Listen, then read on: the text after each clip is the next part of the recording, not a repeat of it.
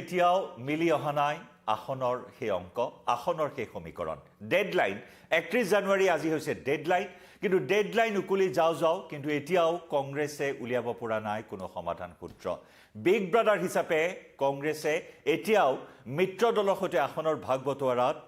চূড়ান্ত সিদ্ধান্তত উপনীত হ'ব পৰা নাই আৰু যাৰ বাবে এক প্ৰকাৰ হলঠেকত পৰিছে বিগ ব্ৰাদাৰ সমান্তৰালকৈ ক্ষুণ্ণ হৈছে সহযোগী অখিল লুৰিন নমস্কাৰ প্ৰিয় দৰ্শক মই জয়ন্ত মাধৱ গোস্বামী আপোনাক স্বাগতম জনাইছো নিউজ 18 অসম নৰ্থ ইষ্টৰ ডিজিটেল লাইভলৈ আৰু ডিজিটেল লাইভত ৰাজ্যৰ ৰাজনীতিৰ সবাতোকৈ চৰ্চিত বিষয় হৈছে বিৰোধী মিত্ৰজোঁটে এইবাৰ বিজেপিক প্ৰত্যাহ্বান জনাবলৈ সক্ষম হ'বনে যি অখিল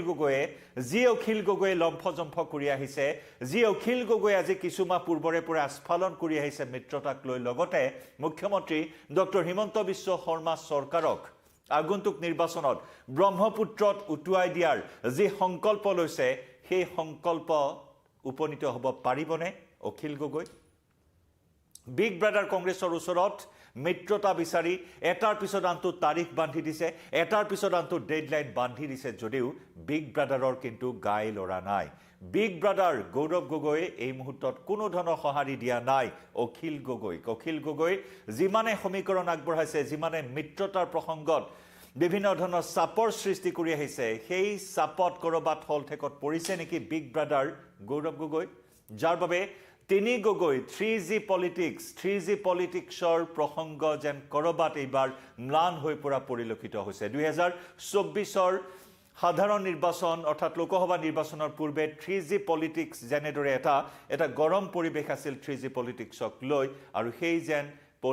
3G পলিটিক্সৰ এইবাৰ কোনো প্ৰভাৱ বিধানসভা নিৰ্বাচনৰ পূৰ্বে দেখিবলৈ পোৱা হোৱা নাই কাৰণ 3G পলিটিক্সৰ মূল হোতা গৌৰৱ গগৈয়ে যেন কোনো ধৰণৰ সঁহাৰি দিয়া নাই অখিল গগৈৰ মিত্ৰতাৰ প্ৰস্তাৱত আসনৰ ভাগ বটোৱাৰাৰ প্ৰস্তাৱত 1 ফেব্ৰুৱাৰী কাইলৈ অখিল গগৈয়ে প্ৰাৰ্থী তালিকা ঘোষণা কৰাৰ সম্ভাৱনা ডেডলাইন অনুসৰি যদি আজিৰ দিনটোত গৌৰৱ গগৈয়ে কোনো সিদ্ধান্ত নিদিয়ে কোনো এটা চূড়ান্ত মীমাংসা কৰা নহয় আসনৰ ভাগ বটোৱাৰাক লৈ গতিকে সেই নিমিলা অংক যদি বাহাল থাকে তেতিয়াহ'লে কিন্তু ৰৈ নাথাকে অখিল গগৈয়ে নিজাববীয়াকৈ প্ৰাৰ্থী ঘোষণা কৰাৰ হুংকাৰ ইতিমধ্যে প্ৰদান কৰিছে ইতিমধ্যে আমি যদি শেহতীয়া দৃশ্যপটলৈ চাওঁ তেতিয়াহ'লে সংখ্যালঘু অধ্যুষিত অঞ্চলসমূহত অখিল গগৈ ব্যাপক তৎপৰতা অব্যাহত ৰাখি মিত্ৰতা প্ৰসংগত অখিল গগৈ বিভিন্ন মন্তব্য কৰি আহিছে আৰু সংখ্যালঘু অঞ্চলত বিভিন্ন ধৰণৰ ৰাজনীতি মিয়া ৰাজনীতিৰ পৰা আৰম্ভ কৰি উচ্ছেদৰ ৰাজনীতিৰ পৰা আৰম্ভ কৰি বিভিন্ন বিষয়ত অখিল গগৈৰ তৎপৰতা বিগত সময়ছোৱাত দেখিবলৈ পোৱা হৈছে গতিকে সেই সংখ্যালঘু সমষ্টিসমূহক ৰাজ্য দলে টাৰ্গেট কৰিছে একেদৰে কংগ্ৰেছৰো মূল লক্ষ্য হৈছে সংখ্যালঘু অধ্যুষিত সেই সমষ্টিসমূহ কেইবাটাও সংখ্যালঘু অধ্যুষিত সমষ্টিত বিশেষভাৱে গুৰুত্ব প্ৰদান কৰিছে কংগ্ৰেছে সমান্তৰালকৈ ৰাজ্যৰ দলৰ অখিল গগৈকো লাগে সংখ্যালঘু সমষ্টিত কেইবাখনো আসন বিচাৰিছে আৰু একে সময়তে অখিল গগৈয়ে যি আসনৰ ভাগ বটোৱাৰাক লৈ লম্ফজম্ফ কৰি আহিছে তাতেই গৌৰৱ গগৈয়ে এক প্ৰকাৰ ধমক দিছিল কিছুদিন পূৰ্বে অখিল গগৈক আৰু সেই ধমকত গৌৰৱ গগৈয়ে কৈছিল এটা তাৎপৰ্যপূৰ্ণ মন্তব্য যে অকণমান ধৈৰ্য ধৰক মিত্ৰ দলসমূহে অকণমান ধৈৰ্য ধৰক বিজেপিৰ ভিতৰ চৰাত চলি থকা খাম খেয়ালিসমূহ উপভোগ কৰক কিছুদিন এনজয় কৰক এয়া আছিল গৌৰৱ গগৈৰ ফৰ্মুলা এয়া আছিল গৌৰৱ গগৈৰ মূল মন্ত্ৰ নিৰ্বাচনত মিত্ৰতা সন্দৰ্ভত গৌৰৱ গগৈৰ আছিল সেই মন্ত্ৰ যে বিজেপিত চলি থকা বিসম্বাদ গৌৰৱ গগৈৰ মতে বিজেপিত বৰ্তমান বিসম্বাদ চলি আছে কেইবাটাও শিবিৰত বিভক্ত হৈছে বিজেপি শিবিৰ গতিকে সেই বিসম্বাদসমূহ উপভোগ কৰিবলৈ মিত্ৰ দল ৰাইজৰ দল নতুবা অসম জাতীয় পৰিষদ বা অন্যান্য দলসমূহক গৌৰৱ গগৈয়ে আহ্বান জনাইছিল যে কিছুদিন ধৈৰ্য ধৰক আৰু ৰং চাওক বিজেপিৰ ভিতৰ চৰাত চলি থকা খাম খেয়ালি উপভোগ কৰক এনেদৰে এটা ফৰ্মুলা আগবঢ়াইছিল গৌৰৱ গগৈয়ে আৰু তাৰ পিছত সমান্তৰালকৈ এখনৰ পিছত আনখন সংবাদমেল সম্বোধন কৰিছে অখিল গগৈ আৰু গৌৰৱ গগৈ টাৰ্গেট দি আহিছে ডেডলাইন দি আহিছে আৰু সেই মৰ্মে আজি 31 জানুৱাৰীৰ এই টাৰ্গেট এই ডেডলাইন উকলি যোৱাৰ পিছত লক্ষণীয় হ'ব অখিল গগৈ কোনকেইটা সমষ্টিত প্ৰথমখন প্ৰাৰ্থী তালিকা ঘোষণা কৰে নিজাববীয়াকৈ কিন্তু আজিৰ দিনটোৰ ওপৰতে নিৰ্ভৰ কৰিব গৌৰৱ গগৈৰ সিদ্ধান্তৰ ওপৰতে আটাইখিনি নিৰ্ভৰ কৰিব আমি কেইটামান সমষ্টিৰ তথ্য আমাৰ হাতলৈ আহিছে আমি সেই সমষ্টিকেইটাৰ তথ্য এই মুহূৰ্তত আপোনালোকক জনাব বিচাৰিছোঁ ৰাইজৰ দলে প্ৰথম কথা হ'ল ৰাইজৰ দলে যিসমূহ আসনত দাবী কৰি আহিছে সেই আসনসমূহ কংগ্ৰেছে ৰাইজৰ দলক এৰি নিদিয়াটো এক প্ৰকাৰ খাতাং বা স্পষ্ট হৈছে এটা ইংগিত দিয়া হৈছে আৰু যাক লৈ ভীষণ অসন্তুষ্ট হৈ পৰিছে বৰ্তমান অখিল গগৈ কংগ্ৰেছৰ কাৰ্যক অসন্মানজনক আখ্যা দিছে ৰাইজৰ দলৰ সভাপতিগৰাকীয়ে কংগ্ৰেছে ৰাইজৰ দলক এৰি নিদিয়া সংখ্যালঘু প্ৰধান সমষ্টিকেইটা হৈছে মন্দিয়া জলেশ্বৰ সৃজনগ্ৰাম বীৰসিং জাৰুৱা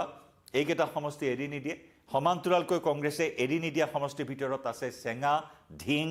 দলগাঁও সমষ্টি একেদৰে মৰিয়নি নাওবৈচা মাৰ্ঘেৰিটা ডিগবৈ আৰু ডিমৌ সমষ্টি ৰাইজৰ দলক এৰি দিয়াৰ পক্ষত নাই কংগ্ৰেছ ডিমৌ ইয়াৰ ভিতৰত ডিমৌটো এটা অত্যন্ত গুৰুত্বপূৰ্ণ সমষ্টি কাৰণ ডিমৌৰ ৰাইজে পইচা তুলি গৌৰৱ গগৈৰ নামত ইতিমধ্যে আবেদন জনাইছে ৰাজীৱ ভৱনত ডিমৌৰ ৰাইজে বিচাৰিছে যে ডিমৌৰ পৰা গৌৰৱ গগৈয়ে এইবাৰ বিধানসভা নিৰ্বাচনত প্ৰতিদ্বন্দ্বিতা কৰক গতিকে গৌৰৱ গগৈৰ দৰে এগৰাকী নেতাক ডিমৌৰ ৰাইজে বিচাৰিছে কংগ্ৰেছীসকলে বিচাৰিছে আৰু সেয়েহে ডিমৌৰ কংগ্ৰেছীসকলে পইচা তুলি ৰাজীৱ ভৱনত 50,000 টকাৰে গৌৰৱ গগৈৰ হৈ আবেদন পত্ৰ দিছে যাতে গৌৰৱ গগৈক টিকট দিয়া হওক এই ডিমৌ সমষ্টিৰ পৰা একেদৰে ডিমৌ সমষ্টিৰ পৰা ৰাইজৰ দলৰো শক্তিশালী দাবীদাৰ ওলাইছে গতিকে তেনেস্থলত ডিমৌ সমষ্টি অত্যন্ত গুৰুত্বপূৰ্ণ এটা সমষ্টি গতিকে ডিমৌ সমষ্টি ৰাইজৰ দলক এৰি নিদিয়াটো এক প্ৰকাৰ খাতাং কংগ্ৰেছৰ ফালৰ পৰা এটা ইংগিত ইতিমধ্যে দিয়া হৈছে আৰু ৰাইজৰ দলে বিচৰা তিনিটা সমষ্টিহে এৰি দিব কংগ্ৰেছ আৰু সেই তিনিটা সমষ্টি হৈছে শিৱসাগৰ ইতিমধ্যে শিৱসাগৰ অখিল গগৈৰ দখলত মানস সমষ্টি আৰু চিচি বৰগাঁও সমষ্টি এইকেইটাহে এৰি দিয়াৰ পক্ষত আছে কংগ্ৰেছ অৰ্থাৎ ৰাইজৰ দলক এই তিনিটা সমষ্টি এৰি দিয়াৰ পক্ষত আছে কংগ্ৰেছ ৰাইজৰ দলৰ সংগঠন নথকা সমষ্টি কংগ্ৰেছে এৰি দিয়াৰো অভিযোগ উত্থাপন হৈছে একেদৰে হুজাই উদাৰবন্দ বাক্সা উদালগুৰি আৰু হাইলাকান্দি সমষ্টিত ৰাইজৰ দলক প্ৰাৰ্থী দিবলৈ প্ৰস্তাৱ কংগ্ৰেছৰ অৰ্থাৎ এইসমূহ সমষ্টিত ৰাইজৰ দলৰ সংগঠন নথকা সত্ত্বেও এইসমূহ সমষ্টি ৰাইজৰ দলক দিয়াৰ প্ৰস্তাৱ দিছে কংগ্ৰেছে কিন্তু নিজৰ সংগঠন দুৰ্বল থকা সমষ্টিত যিসমূহ সমষ্টিত নিজৰ সংগঠন অত্যন্ত দুৰ্বল বা নিখকটীয়া আৰু সেই সমষ্টিত ৰাইজৰ দলক গতাই কংগ্ৰেছে মিত্ৰতা কৰিবলৈ ওলোৱা কেন্দ্ৰ কৰি তীব্ৰ অসন্তুষ্ট তথা ক্ষোভিত হৈছে অখিল গগৈকে ধৰি ৰাইজৰ দলৰ কৰ্মকৰ্তাসকল অৱশ্যে আজিৰ ভিতৰত কি সমাধান সূত্ৰ উলিয়াই হিয়া লক্ষণীয় হ'ব ইয়াৰ বিপৰীতে ৰাইজৰ দলে আসন বঢ়াবলৈ কংগ্ৰেছৰ লগত দীঘলীয়া দৰদাম কৰাৰ স্বাৰ্থতে ডেডলাইনৰ ম্যাদ বৃদ্ধি কৰিছে নেকি তাকে লৈ চৰ্চা এই মুহূৰ্তত চলি আছে কাৰণ ৰাইজৰ দলে এইবাৰ কেইবাখনো আসন বিচাৰিছে প্ৰয়োজনত দুখন আসনতো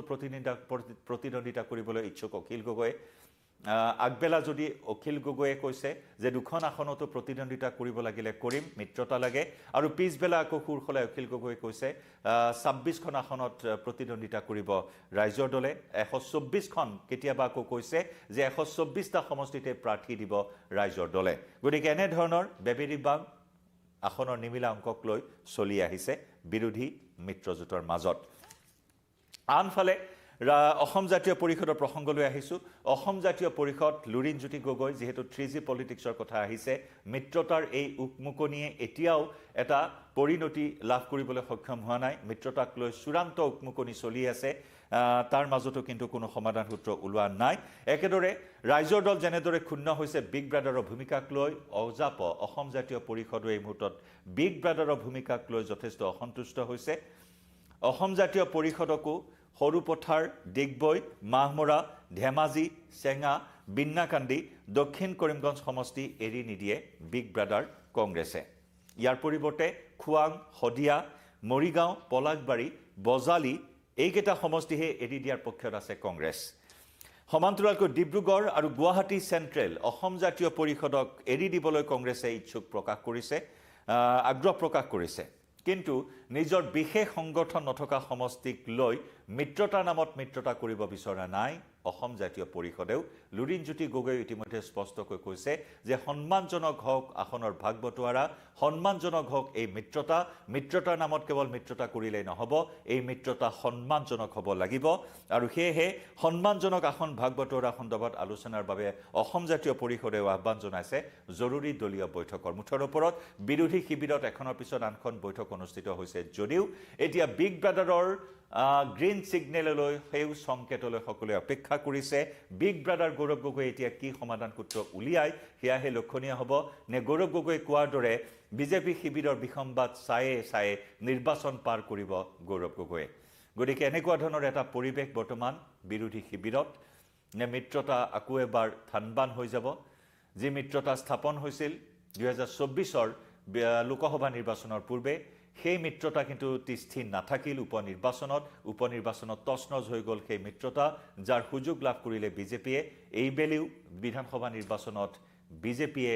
মিত্ৰতাৰ নামত যে মিত্ৰতা স্থাপন কৰিবলৈ গৈ আছে, চেডেলি ভেডেলি হৈ যাব নেকি এই মিত্ৰতা, আৰু যাৰ সুযোগ শাসকীয় গেৰুৱা পক্ষই লাভ কৰিব। গতিকে এনেধৰণৰ নানান চৰ্চা চলি আছে ৰাজ্যৰ ৰাজনীতিত আৰু একে সময়তে যথেষ্ট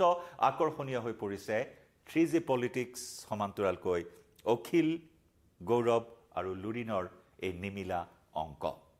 লক্ষণীয় হ'ব আজিৰ দিনটোত গৌৰৱ গগৈয়ে কি প্ৰতিক্ৰিয়া প্ৰকাশ কৰে, আসনক লৈ কিবা সিদ্ধান্ত দিব নে নিদিব সেয়া অপেক্ষা।